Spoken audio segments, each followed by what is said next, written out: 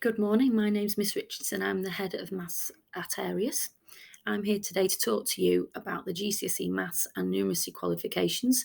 Now, these are a core option choice, which means you don't have a choice because they are a core option. But obviously, because they're a core option, they're very important. We want you to learn a little bit more about them. Now, the GCSE Maths and Numeracy are two separate qualifications, and so you will receive two separate GCSE grades for both of them, one for Maths, one for Numeracy. What's the difference between the two? Well, these are qualifications that are specific to Wales and the students in Wales. They've been designed especially for you. The numeracy will assess the aspects of learning that you'll need for your everyday lives and in the world of work and in other general curriculum areas. And the maths assesses aspects of maths that you would traditionally think of, such as the algebra, geometry, and statistics. Obviously, skills that you would then need to use to be able to progress onto more specific fields of study, such as the sciences and further maths. Now, each of them is a really good measure of your understanding in maths and are both well-respected GCSEs. If you do want to go on to study in universities, having these two separate GCSEs will be invaluable because most courses would expect you to have a grade C in either maths or numeracy, even if you then don't want to come to study maths at university. If you want extra information at the end of this PowerPoint, then you'll be able to find that on Qualification Wales and WJC websites. Now then, how are the exams split up? Well, there are 3 tiers of entry: higher tier, intermediate tier, and foundation tier. Now, the higher tier covers the A star to C grades. The intermediate overlaps this with grades B to E, and then foundation overlaps that with the grades D to G. You'll notice that Unit 1 and 2 are two separate units for the exams. One is calculator and one is non-calculator. And each of them is worth 50% of your overall grade. You'll notice on the presentation there set timings and marks for each assessment. Now, the good news is that's not too much to remember because numeracy is exactly the same.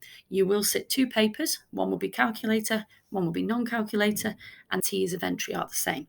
Now, usually students would end up sitting the same tier of entry for each exam. However, it isn't unheard of for someone to sit 2 separate tiers if they find their strengths are in maths or numeracy rather than the other. Why do we want you to study these? Well, by studying these, we hope that you're going to develop the skills that allow you to have the knowledge and understanding to apply your mathematical methods and techniques and concepts in everyday world, like real world context. And we want you to be able to understand the progression of the course and be able then to apply it to different areas of maths and even in your life. Common questions that many people ask us is, will I do my GCSE early? Are there any other qualifications? And how are you going to prepare for your exams? So a little bit of information about how we run things at Arius. In some cases, not all, it may be possible for someone to sit a GCSE early, traditionally where appropriate to specific classes. We may find that some sit the numeracy in the November of year 11, and this allows them then to focus on the math or a separate qualification for the rest of the year. Now, what other qualifications are out there? Well, usually if we do further any in the maths department, it will be for the additional maths level 2 qualification, and this allows students who have accelerated their learning and sat an exam early to be able to take on this extra qualification. Now, this qualification is really useful because it provides a stepping stone to those who are wanting to study A-level maths and sciences and further maths. And obviously, extra qualifications are always welcome when applying to university. How are you going to prepare for these exams? Well, your teacher's going to help you prepare for exams in lesson. They'll direct students to effective methods of preparation and effective revision tools and websites. And using MS Teams will be able to support you fully as your main channel of support and communication.